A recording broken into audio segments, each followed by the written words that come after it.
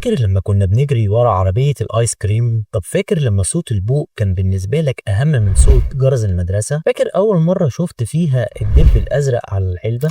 كوباية جديدة بتاخد آيس كريم كتير، شوكولاتة بالمكسرات، كوباية الليمون اللي تاكل صوابعك وراه. كيمو كونو ما كانش مجرد آيس كريم، ده كان قطعة من الطفولة، ريحة الصيف وضحكة بريئة متعلقة في الذكريات. النهاردة هنرجع شريط الذكريات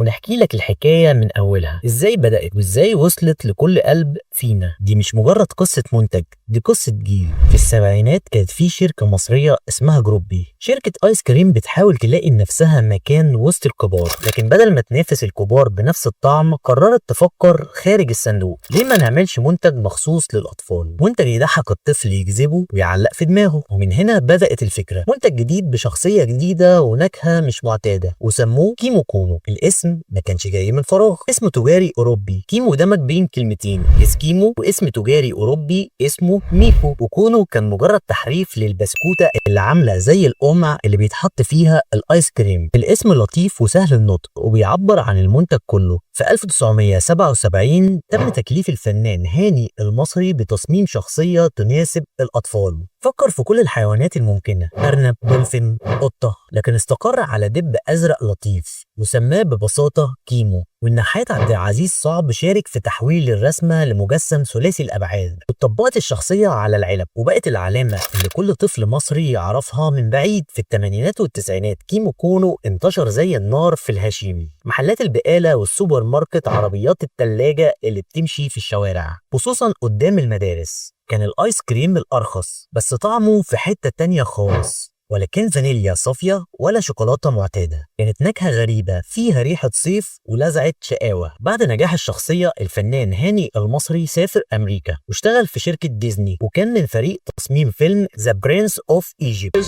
Our brother Moses, the Prince of Egypt. اللي عمله المخرج ستيف سبيلبورغ. الراجل اللي بيرسم كيمو في مصر بقى بيرسم لشخصيات عالمية، لكن كيمو فضل في قلبه. في 1988 شركة نسلة استحوذت على مصانع جروبي، وبعد كده في 2016 دخلت شركة فرونري، تحالف بين نسلة وبي بارتنرز، وبدأ تطوير الشكل والطعم والإعلانات. بدأنا نشوف كيمو كونو على فيسبوك وانستجرام، اضافت نكهات جديدة بس الطعم اللي اتعلق في الذاكرة بتاعتنا ما تكررش. كيمو كونو كان بربع جنيه بس كان يساوي كنز. ما كانش اغلى ايس كريم، لكن كان احلى لحظة في عز الحر.